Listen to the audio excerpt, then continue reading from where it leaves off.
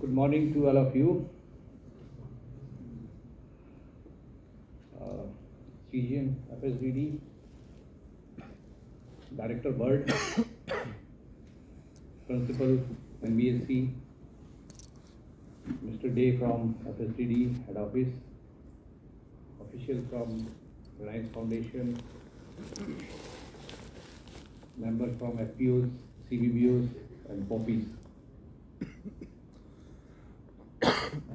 I suppose के बहुत सारे लोग ऐसे जो हिंदी समझते हैं, कुछ लोग maybe from some south states, they may not be able to understand pure Hindi, so I will be switching between Hindi and English to convey my feelings. पहले ही बहुत कुछ बताया जा चुका है. आई थिंक जो अभी डे साहब ने बताया कि what are the deliberations that have held yesterday और लोगों की एक्सपेक्टेशंस क्या है इसमें से. मैं आपको कोई नई चीज़ बताने वाला नहीं हूँ. बहुत सारी चीज़ें आपकी बताई गई हैं, but some of the issues जो मैंने रीजनल ऑफिस में रहते हुए देखी हैं एफपीओस के अंदर, and what are those factors जो एफपीओस को सक्सेसफुल बना सकते हैं, वो मैं आपके साथ कुछ शेयर करूँगा. ऐसी क्या कंडीशंस है. जब हम किसी एफपीओ बनाने का हम निर्णय लेते हैं कहीं भी, so one of the responsibility है कि which activity we should adopt, what should be the commodity for which FPO has to be formed. That is the first decision we have to take, whether there is a real problem. So what happens ke in certain schemes where we are guided by targets, there we do not give enough thinking on these issues. क्योंकि हमें target achieve करना है, 1000 FPO बनाने हैं, 2000 FPO बनाने हैं, सो वहाँ पे ये सब चीज़ें हम लोग भूल जाते हैं. बट ये बहुत ही ज़रूरी है कि यदि हमने हमें एफपीओ बनाना किस लिए है, why we should make FPO. FPO हमें एफपीओ बनाने के लिए नहीं बनाना है, कोई कंप्लायंस के लिए हमें एफपीओ नहीं बनाना है. We have to solve some problem. और प्रॉब्लम है क्या.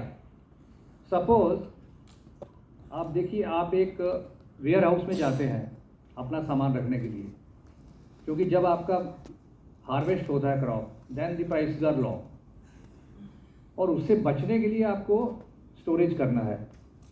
तो स्टोरेज के लिए आप किसी भी वेयर हाउस में जाएंगे, किसी फूड पार्क में जाएंगे, तो आप एक individual farmer, you do not have that capability कि आप 5-10 क्विंटल माल लेके किसी वेयर हाउस में जाएंगे, तो आपको सूट नहीं करता है और आपको एंटरटेन भी नहीं करेगा. तो जब तक आप एक इंस्टीट्यूशनल फ्रेमवर्क, एक ग्रुप के तौर पे उनके पास नहीं जाएंगे, तो ना तो आपको वो एंटरटेन करेगा, ना आपको अफोर्डेबल होगा. ये मैंने पर्सनली देखा. मैं एक फूड पार्क में अभी मध्य प्रदेश में गया था पिछले 10-15 दिन के पहले. तो वहाँ पे when I was interacting with the owner of that is a private food park, कि यदि आपके पास 1 या 2 फार्मर आते हैं कि मेरे पास 5 क्विंटल गेहूँ है या any produce for that matter maize है, तो whether you will be entertaining. So वो कहते हैं कि हमारी जो लॉट रिक्वायरमेंट है वो ज़्यादा है, it is much higher, because हम लोग इंडिविजुअल्स के साथ ट्रांजेक्शन करने में it is not affordable for us, ना तो हमारे लिए ना उनके लिए. It increases the volume of transaction और कॉस्ट भी ज़्यादा आता है उसका. So that is one requirement. Similarly यदि आप फ्यूचर मार्केट में जाते हैं, फॉर एग्जांपल आप एनसीडेक्स के प्लेटफॉर्म पे कोई ट्रेडिंग करना चाहते हैं, फ्यूचर ट्रेडिंग करना चाहते हैं, या आप पुट ऑप्शन लेना चाहते हैं, वहाँ पे बहुत सारे मैं समझता हूँ कि बहुत सारे एफपीओस को या ओपीस को, सीबीबीओस को पुट ऑप्शंस के बारे में पता होगा कि वहाँ पे हम अपना प्राइस लॉक कर सकते हैं. आज यदि मैंने क्रॉप लगाया है, तो 4 महीने में 5 महीने के बाद मेरा जब हार्वेस्ट आएगा, तो what will be my price, क्या प्राइस होगा, किसी को पता नहीं है. पुट ऑप्शन के ज़रिए मैं प्राइस लॉक कर सकता हूँ वहाँ पे कि आज मैंने गेहूँ लगाई है, तो उसका प्राइस मान लो, जस्ट मैं एग्जांपल दे रहा हूँ कि 4000 रुपया होगा हार्वेस्ट के समय. तो जनरली क्या होता है, हार्वेस्ट के समय प्राइसेस आर डिप्रेस्ड. तो आज की डेट में मैं प्राइस वहाँ पे लॉक कर लेता हूँ कि मैं इस प्राइस में बेचूंगा, वो लॉक हो गया आपका प्राइस.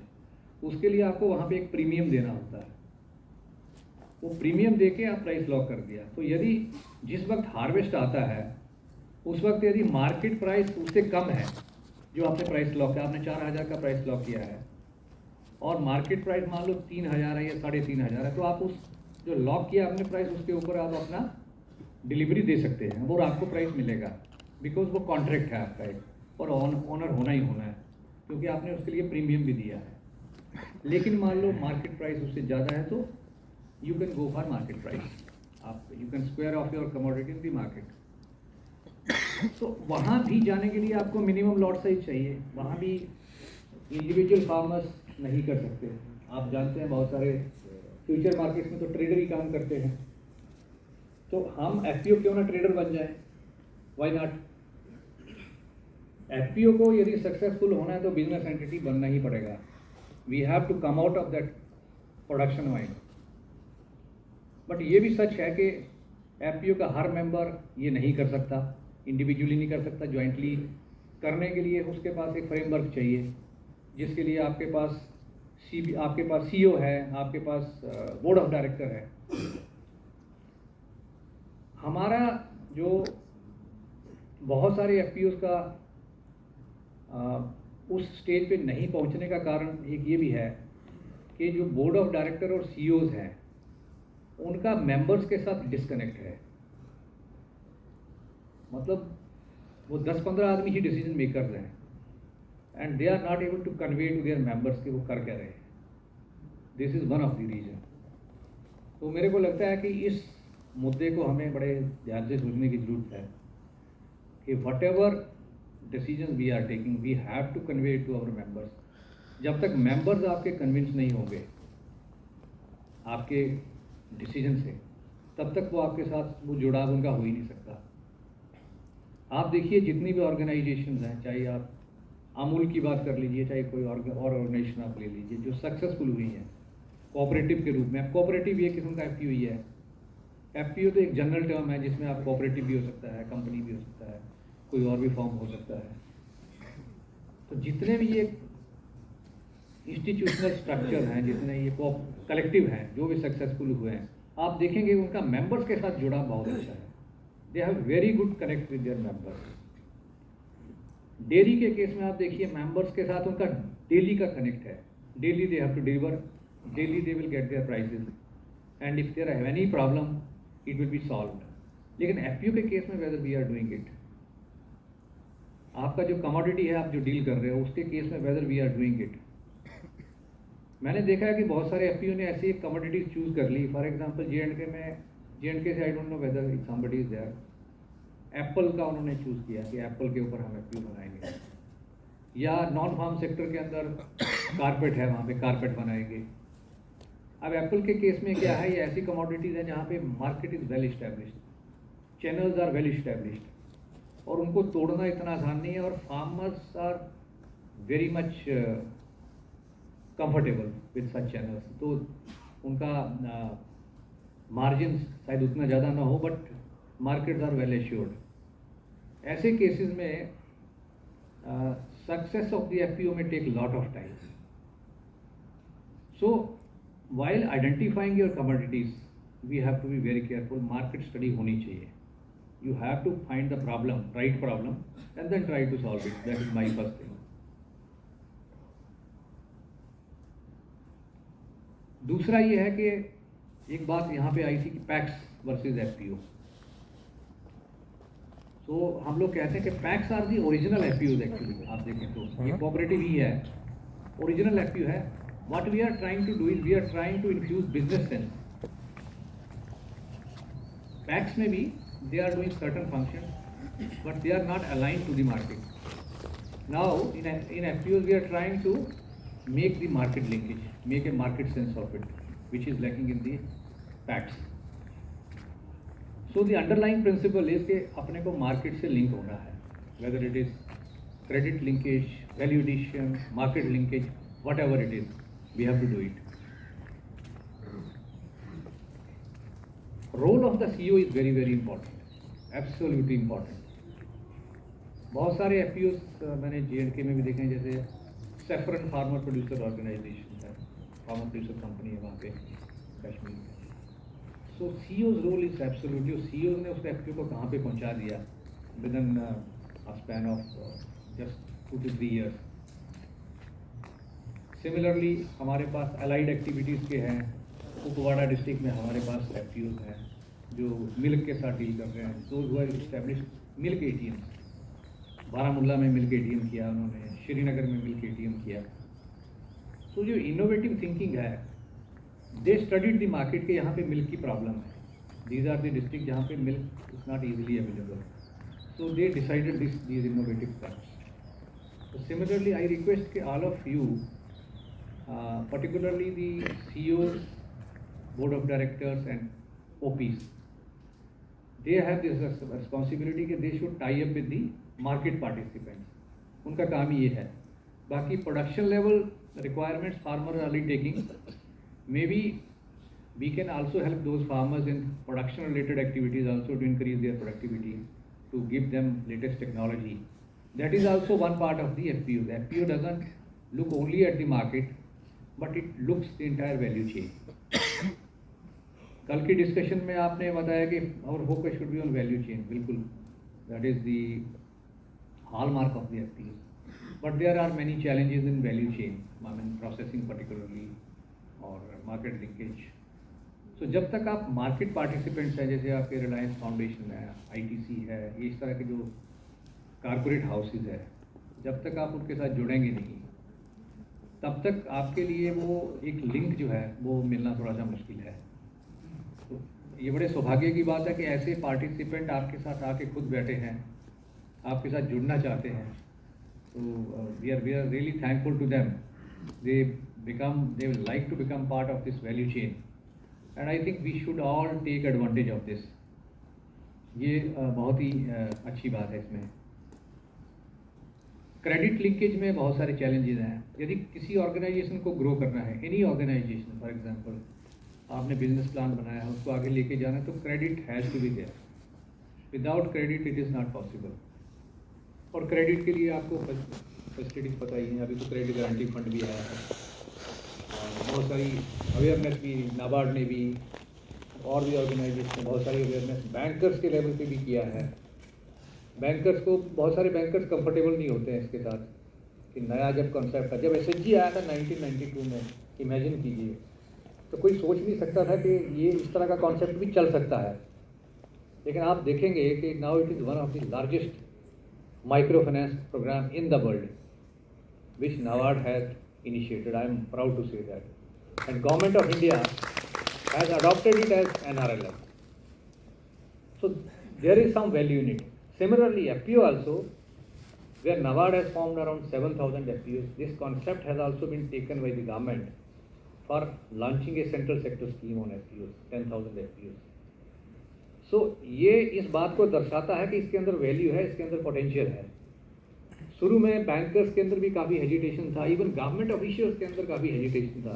जब हम लोग रिव्यू मीटिंग्स में जाते थे, बात बताते थे कि FPO है, ये ऐसा हो सकता है, तो there was some kind of scepticism, ये वाकई हो सकता है क्या। बट जो मैंने आपको एग्जांपल दिए कि without this it is not possible. यदि आप इकट्ठे नहीं आओगे, हमारी होल्डिंग साइज कम होता जा रहा है। अभी तो जो नया अपना सर्वेज आए उसमें it has come down below 1 hectare. जो हमारा नाफिस का भी सर्वे आया है अभी, नाबार्ड फाइनेंशियल इंक्लूजन सर्वे, तो इस तरह से यदि ये साइज कम होता गया तो individual farmers they will not be able to deal. Maybe states like Punjab, Haryana और वेस्टर्न उत्तर प्रदेश, जहाँ पे लैंड साइज अभी बड़ा है, वहाँ पे और मार्केट उनके लिए एश्योर्ड है कुछ प्रोडक्ट्स के लिए, they will be able to continue for some time. But आने वाले समय में down the line, maybe 5 to 10 years down the line, उनका पानी का लेवल भी ख़त्म हो जाएगा, बिकॉज आप सब जानते हैं समस्या क्या है। And they have to suddenly come out of this. Government has been advising कि आप डाइवर्सिफिकेशन पे जाइए, but because of the market signals they are not able to go. There are some political compulsions also into this. All said and done, अभी farmers का problem क्या है कि farmers सोचता है इंडिविजुअली, मेरे को यदि एश्योर्ड मार्केट मिली है तो मैं तो वही काम करूँगा। तो उसकी थिंकिंग तो इंडिविजुअल है, लेकिन जब हम सोशल लेवल पे बात करते हैं कि मेरा यदि पानी का लेवल नीचे जा रहा है, मेरी मिट्टी पॉल्यूट हो रही है, मेरा पानी पॉल्यूट हो रहा है, इसके लिए कौन सोचेगा? इसके लिए तो governments are there, they have to think, they have to provide right policy directions, right signals.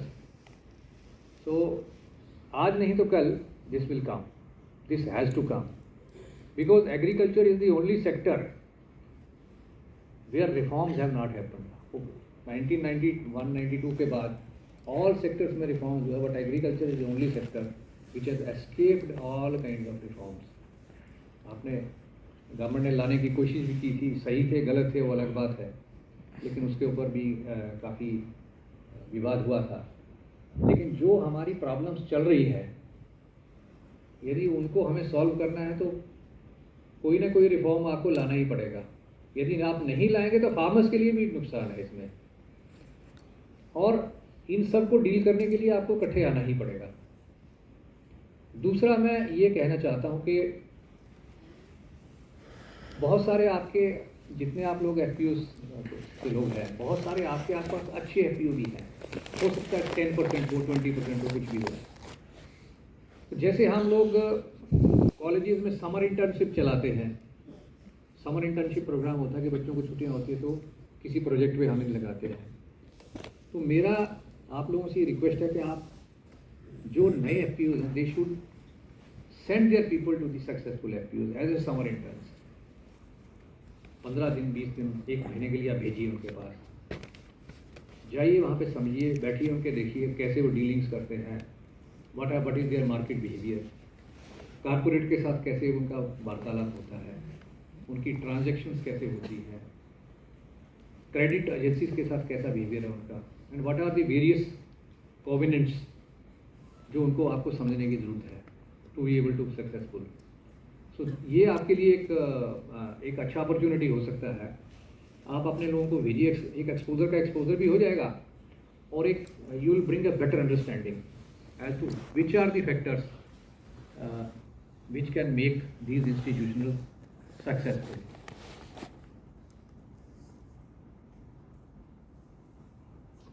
मैंने पहले बताया कि जो टारगेट ड्रिवन अप्रोच है उसकी अपने इनहेरेंट वीकनेसेस हैं, और आहिस्ता आहिस्ता गवर्नमेंट में भी ये अंडरस्टैंडिंग अभी आ रही है कि प्रोसेस ड्रिवन अप्रोच जो है वो ज़रूरी है.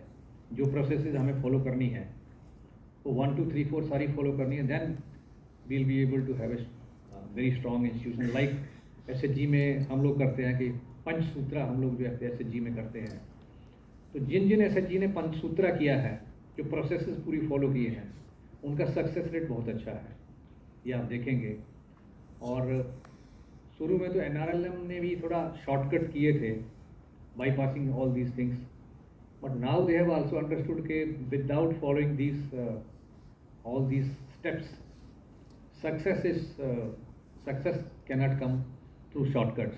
सो similarly in FPOs also, FPOs में भी आपको कैपेसिटी बिल्डिंग बहुत ज़रूरी है, हैंड होल्डिंग बहुत ज़रूरी है. आप लोगों ने बताया कि 3 साल का पीरियड जो है वो कम है. आई एंडोर्स, मैं मानता हूँ इस बात को कि इसमें कुछ और समय की ज़रूरत है, लेकिन आप इस चीज़ को मानिए कि ये परमानेंट तो नहीं हो सकता. अब यदि आपको लगता है कि 4 साल तक होना चाहिए, 5 साल तक, तो 5 साल के बाद भी ये रिलेशन ख़त्म होगा. तो यदि अभी से आप तैयार नहीं होंगे उसके लिए तो it will be very difficult. 5 साल के बाद भी आपका फेलियर पक्का है. तो अभी से वो आपको चीज़ें समझनी पड़ेंगी. वैल्यू चेन यदि एफपीओ की है, मेरी कमोडिटी एक है कोई, उस कमोडिटी में व्हाट आर द रिक्वायरमेंट्स, मैं उसको कैसे मार्केट में बेच सकता हूँ, और मार्केट में प्राइस अच्छा नहीं है तो मैं उसकी प्रोसेसिंग कैसे कर सकता हूँ. प्रोसेसिंग में what are the things, what are the legal requirements, what are the certification requirements, ये सब हमें समझने की ज़रूरत है. We are also coming out with new guidelines for FPOs NABARD, क्योंकि सेंट्रल सेक्टर स्कीम में it is only for crop based activities, allied activities के लिए सेंट्रल सेक्टर स्कीम में नहीं है अभी. We are coming out with guidelines. We are some of दी जो आप लोगों ने लिमिटेशन बताई हैं उनको एड्रेस करने के लिए गाइडलाइंस हम लोग ला रहे हैं, जिसमें बहुत सारी चीज़ें आपने जो बताई हैं वो उसमें आपकी जो चार्टर्ड अकाउंटेंट की रिक्वायरमेंट है, लीगल रिक्वायरमेंट है, कंप्लायंस रिक्वायरमेंट है, we will be trying to address those requirement. Hand holding की रिक्वायरमेंट है, ये सब हम उसमें करेंगे. क्रेडिट गारंटी के लिए जैसे बताया कि अलाइड एक्टिविटीज़ के लिए भी एक क्रेडिट गारंटी होनी चाहिए। तो अभी हमारी मीटिंग हुई थी नैब संरक्षण की, जो एक मीटिंग होती है गवर्नमेंट ऑफ इंडिया के साथ, उसमें ये मुद्दा हमने उठाया है। बट क्योंकि ये जो फंड, ये जो क्रेडिट गारंटी है, ये सेंट्रल सेक्टर स्कीम के लिए है मेनली, और वहाँ पे गाइडलाइन हमें चेंज करनी पड़ेगी अभी। तो we are trying to address this at that level, and Government of India is also very supportive of our suggestions. So I think this may also come sooner or later. आपका FPU का model जो है ना, that is also important. ये stand alone model होना चाहिए या federated model होना चाहिए, ये भी बहुत ज़रूरी है। किसी ने फेडरेशन की बात की थी। अभी मैं मध्य प्रदेश में गया था, वहाँ मैंने SHG देखे। 500 SHG ने अपना एक फेडरेशन बनाया हुआ है। These were NABARD supported SHGs only, they are not into NRLM's fold even now. So they have made their federation, and through that federation is providing them some common services, and it is looking after the markets. Other things SHGs are doing, and they are doing wonderfully well, I tell you. Last 2 years में they have sourced around 75 crore of loan from some of the important banks in the area, and they have not defaulted even once, including the COVID period. तो ये collectives का, this is the benefit of collectives. आप individual SHG FPO, I may not be able to see the market, but as a federation I can do it. So right kind of model of FPOs is also very important, whether I should federate. See, यदि एक FPO urban area के आसपास बैठा है तो it can easily find its market. कोई अलवर में बैठा है तो दिल्ली मार्केट अवेलेबल है, कोई गुड़गांव में बैठा है, फरीदाबाद में बैठा है, गाजियाबाद में बैठा है, so it can easily find the market. But those who are there in the, those FPOs who are there in the rural area, उनके लिए फेडरेशन की बहुत ज़रूरत है ऐसे FPOs के लिए। So based on the locality, you are based on the locality and commodity you are dealing, you should have the right kind of model for running your organization.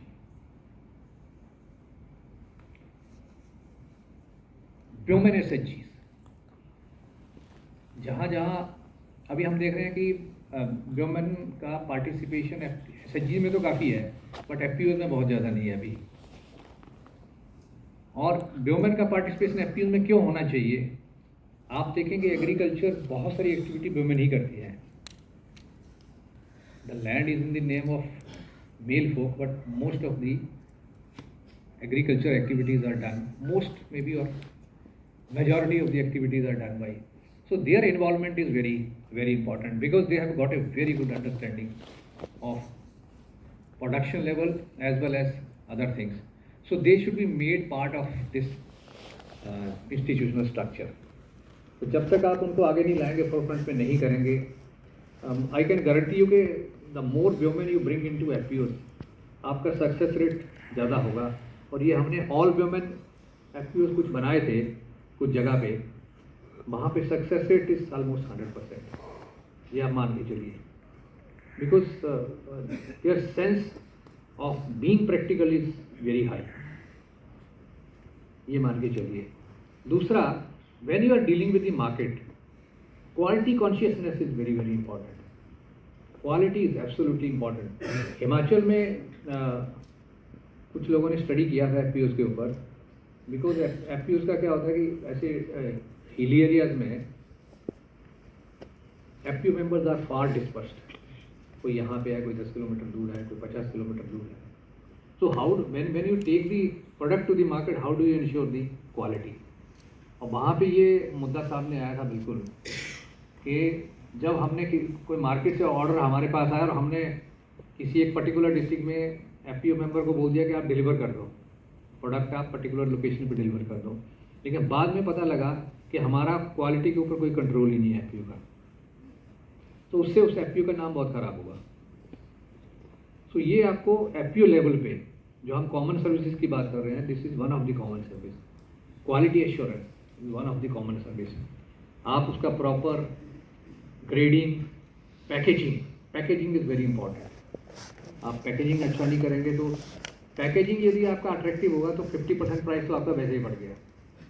हमने सेफ्रन के case में देखा है, जो जम्मू की market में 180 rupees में बिकता है 1 ग्राम का, वो आपको अच्छा पैकेजिंग और जीआई टैग करके 400 रुपये में बिकता है। So GI tag gives you quality assurance. तो यदि आपके प्रोडक्ट ऐसे हैं तो you can also think of GI tagging. So yes, these are some of the issues, I think these might have been flagged, आपको पहले भी बताया गया होगा उसके ऊपर। लेकिन मुझे लगा कि इसमें मैं एक बार आपके सामने फिर से इसको रखूं। और FPOs are potent instruments for economic transformation. ये आप मान के चलिए, आने वाले समय में यदि आप इन चीज़ों के ऊपर ध्यान नहीं देंगे तो it will be very difficult for our farming industry to be sustainable and even to be available. तो यदि if we want to attract people to this, पहले से एडवांस में दे देते हैं कि भाई ये आपका हमारा पैसा रखिए और आप हफ्ते में हमें 2 बार सब्जी सप्लाई करेंगे एक प्री पैकेज फॉर्म में। सो यदि हम वेजिटेबल और फ्रूट्स के साथ डील करते हैं कोई एफपीओ, तो we can think of this concept कि भाई हम अपने आसपास के लोगों से बात करें कि ये हमारा अच्छा प्रोडक्ट है, ऑर्गेनिक प्रोडक्ट है, आप देखिए हम कैसे ग्रो कर रहे हैं, आप आके चेक कीजिए and have a tie up with us. आपकी थोड़ी वर्किंग कैपिटल की प्रॉब्लम भी सॉल्व होगी उससे। And those people are not going to banks, क्योंकि उनके पास वो पैसा आ रहा है वहाँ से। So you can think of such initiatives. So that's it from my side, and I hope that this 2 days deliberation will try to bring forth all issues that you are facing, and I assure you that many of the issues which you have raised during yesterday's deliberation, which we are already aware of it, and we are taking action on this. We are having a project with NCDEX also now for trying this put option also. So based on the experience, we are also running accelerator program in Karnataka now with one of the agencies. So ये सब चीज़ें हम लोग एक चरणबद्ध तरीके से कर रहे हैं, और आने वाले समय में गवर्नमेंट भी इसके ऊपर, गवर्नमेंट का भी एक्सीलेटर के ऊपर अभी विचार बन रहा है कि यदि इतने एफपीओ को हमने बना दिए, अभी उनको चलाना कैसे है, हाउ डू वी रन। एक एक्सीलेटर प्रोग्राम हो, इंक्यूबेशन सेंटर हो उनके लिए, अच्छे सीईओज के लिए कुछ कैपेसिटी बिल्डिंग हो उनकी। तो ये गवर्नमेंट का भी विचार इसमें है, और आई थिंक आने वाले समय में बहुत सारी डेवलपमेंट्स आप इसमें देखेंगे एफपीओ स्पेस में। सो मेरी पोपिस से पर्टिकुलरली गुजारिश है कि पोपिस, क्योंकि एफपीओज को गाइड करते हैं, उनको हैंड होल्ड करते हैं पोपिस और सीबीबीओज, तो वो भी अपनी कैपेसिटी बिल्ड करें। उनको ये नहीं लगना चाहिए कि उनको सब कुछ आता है। कोई भी एजेंसी हो, चाहे नाबार्ड हो, कोई, everyone has to build its capacity on an ongoing basis. Nobody is perfect. So with these few words, I thank all of you for giving me this opportunity, and I wish that this 2 days deliberation will not only be able to bring forth the issues, but will collectively will try to find out some workable solutions for the problems that you people are facing. Thank you so much.